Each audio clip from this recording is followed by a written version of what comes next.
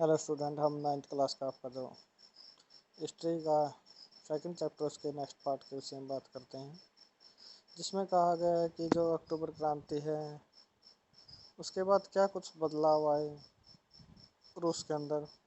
हम उनके विषय में बात करेंगे कि बोल्शेविक हैं जो पहले से ही निजी संपत्ति के विरोधी रहे हैं और ज़्यादातर उद्योगों का उन्होंने कहा था कि बैंकों का राष्ट्रीयकरण है वो किया जाए।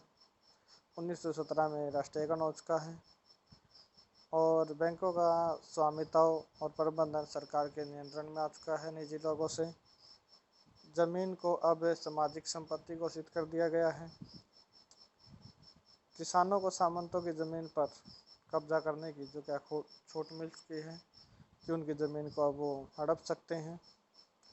शहरों में बोल्शेविकों ने मकान मालिकों के लिए पर्याप्त हिस्सा छोड़कर उनके बड़े मकानों को छोटे हिस्से कर दिए ताकि बेघर व ज़रूरतमंद लोगों को भी रहने की जगह दी जा सके। तो ये उन्होंने किया कि जो बड़े बड़े मकान थे, मकान मालिक का एक हिस्सा उन्होंने छोड़ दिया और बाकी जो ज़रूरतमंद लोगों को दे दिया गया। उन्होंने अभिजात वर्ग पुरानी पदवियों के इस्तेमाल पर रोक लगा दी गई। परिवर्तन को स्पष्ट रूप से सामने लाने के लिए सेना और सरकार अफसरों की उन्होंने वर्दियां भी बदल दी। इसके लिए 1918 में परिधान प्रतियोगिता आयोजित की गई, जिसमें सोवियत टोपी का चुनाव किया गया। तो सोवियत टोपी यहाँ एक जो पहने हुए हैं सिपाही।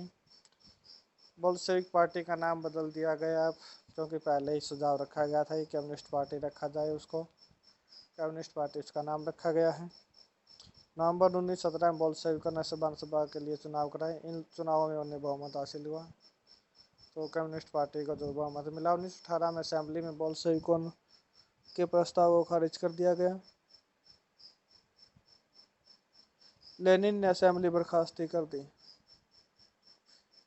उनका मत है कि निश्चित परिस्थितियों में चुनी गई असेंबली के मुकाबले अखिल रूसी सोवियत कांग्रेस कहीं ज़्यादा लोकतांत्रिक संस्था है, जिस वजह से उसने असेंबली को बंद कर दिया। 1918 में अन्य राजनीतिक सहयोगियों की सहमति के बाद बोल्शेविक ने ब्रेस्ट लिटोव्स्क में जर्मनी से संधि कर ली।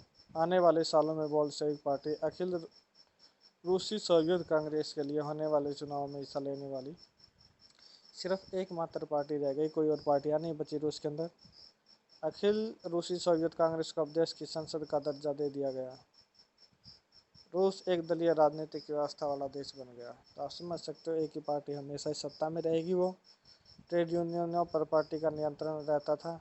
गुप्तचर पुलिस, जिसे पहले चेक और बाद में ओजीपी केवेडी का नाम दिया गया।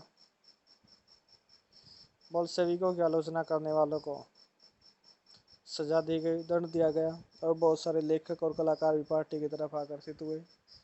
वह समाजवाद और परिवर्तन के समर्थक थे जो लोग, वो इसकी तरफ आए हैं। अक्टूबर 1917 के बाद ऐसे कलाकारों और लेखकों ने कला और वास्तु शिल्प के क्षेत्र में नए प्रयोग शुरू किए, लेकिन पार्टी द्वारा थोपी गई सेंसरशिप के कारण बहुत सारे लोगों का पार्टी से मोहभंग हो गया। सेंसरशिप मतलब कि उनके अधिकार उनसे छीन लिए गए, वो बातें यहाँ रखती गई हैं। उसके बाद गृह युद्ध की हम बात करते हैं। जो गृह युद्ध हुआ है रूस के अंदर, जब बोल्शेविकों ने जमीन के पुनर्वितरण पर आदेश दिया तो रूसी सेना टूटने लगी, क्योंकि ज़्यादातर सिपाही क्या थे, किसान थे। वो भूमि वितरण के लिए अपने घर लौटना चाहते थे, इसलिए सेना छोड़ने लगे। वो गैर बोल्शेविक समाजवादी, उदारवादी और राजशाही के समर्थकों ने बोल्शेविक विद्रोह की निंदा की। उनके नेता दक्षिण रूस में इकट्ठा होकर बोल्शेविक्स रेड से लड़ने के लिए टुकड़ियां संगठित करने लगे। इसके बाद 1918-19 में रूसी साम्राज्य के ज़्यादातर हिस्सों पर सामाजिक क्रांतिकारियों और राजा समर्थकों का ही नियंत्रण रहा। रूसी साम्राज्य पर जो फ्रांसीसी, अमेरिकी, ब्रिटिश और जापानी टुकड़ियों का भी उन्होंने समर्थन मिला है रूस के अंदर। ये सभी शक्तियाँ रूस की समाजवाद को फलते फूलते नहीं देखना चाहती थी, कि उन्हें डर था कि अगर रूस में समाजवाद अगर ज़्यादा प्रबल हो जाता है तो ऐसे में ही दूसरे देशों पर भी उसका प्रभाव पड़ेगा। इस वजह से इन टुकड़ियों और बोल्शेविकों के बीच चले गए युद्ध के दौरान लूटमार, डकैती और भूखमरी जैसी समस्याएं बड़े पैमाने पर फैल गई। तो गृह युद्ध क्यों हुआ? क्योंकि फ्रांसीसी, अमेरिकी और ब्रिटिश जापानी टुकड़ियां किसको है, राजा को सपोर्ट कर रही थी, समर्थन कर रही थी, ताकि वहाँ समाजवाद की जड़ें हैं वो ज़्यादा गहरी ना हो। वाइट्स में निजी संपत्ति के हिमायती थे क्योंकि ये राजा से संबंधित है। उन्होंने ज़मीन पर कब्जा करने वाले किसानों के खिलाफ काफ़ी सख्त रवैया अपनाया। उनकी इन हरकतों के कारण तो गैर बोल्शेविकों ने प्रति जन समर्थन और भी तेजी से घटने लगा। जनवरी 1920 तक भूतपूर्व रूसी साम्राज्य के ज़्यादातर हिस्सों पर बोल्शेविकों का नियंत्रण कायम हो चुका है। जहाँ पहले जो क्या है रूसी राजा है उसका साम्राज्य है जो होता था, वहाँ पे अब बोल्शेविकों ने उन पर नियंत्रण कर लिया, उन क्षेत्रों पर। गैर रूसी राष्ट्रवादी और मुस्लिम जदीदियों की मदद से यह कामयाबी मिली है। जहाँ रूसी उपनिवेशवादियों ही बोल्शेविक विचारधारा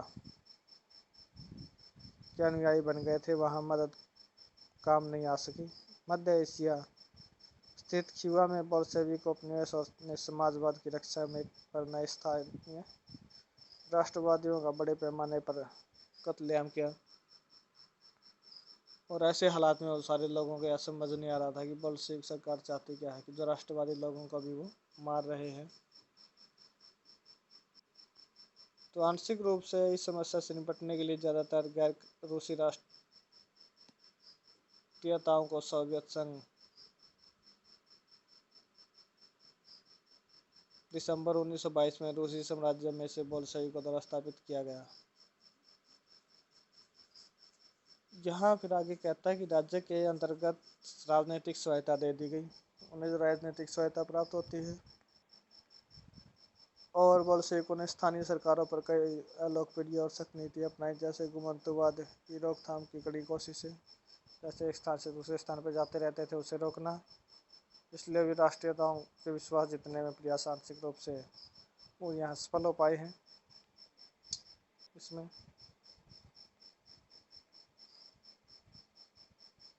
आगे हम बात करते हैं समाजवादी समाज का निर्माण जिस प्रकार से हुआ है, क्योंकि बैंकों का राष्ट्रीयकरण हो चुका है, ज़मीन की खेती पर छूट दे दी गई है, समाजीकरण किया जा चुका है, खेतों का इस्तेमाल बोल्शेविक सामूहिकता क्या है ये दिखाने के लिए करते हैं, शासन के लिए केंद्रीय नियोजन की व्यवस्था लागू की जाती है।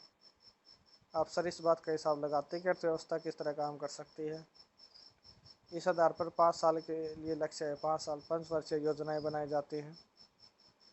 और पहली 2 योजनाएं जो क्या है औद्योगिक विकास को बढ़ावा देने के लिए बनाई गई हैं, 27 से 32 और 33 से 38 तक,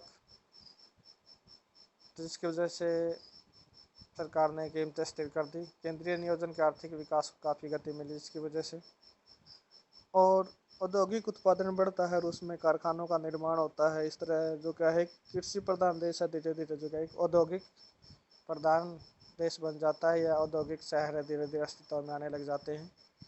तेज निर्माण कार्यों के दबाव में कार्यस्थितियाँ खराब होने लगी और मैग्नीटोसो शहर में स्टील संयंत्र का निर्माण कार्य 3 साल के भीतर पूरा कर लिया गया।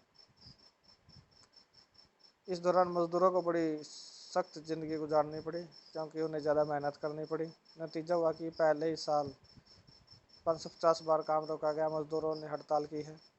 रिहायशी क्वार्टरों में जोड़ों शौचालय लाने के लिए 40 डिग्री कम तापमान पर लोग चौथी मंजिल से उतरकर सड़क को पार तोड़कर जाते थे। तो इस तरह के यहाँ जो फैक्ट्री कामगार, किसानों, विश्वविद्यालय दाखिला दिलाने के लिए खास इंतजाम किए गए हैं ताकि व्यवस्था विकसित की जा सके, शिक्षा व्यवस्था को मजबूत किया जा सके। महिला कामगारों ने बच्चों में फैक्ट्रियों में बावड़ियाँ खोल दी गई हैं जहाँ बच्चे खेल सकते हैं, पढ़ सकते हैं, स्वास्थ्य सेवाएं उपलब्ध कराई गई, मजदूरों को आदर्श रिहायशी मकान है वो दिए गए। तो इस तरह आगे हम स्टालिन के समीकरण के विषय में पढ़ेंगे। तब तक धन्यवाद।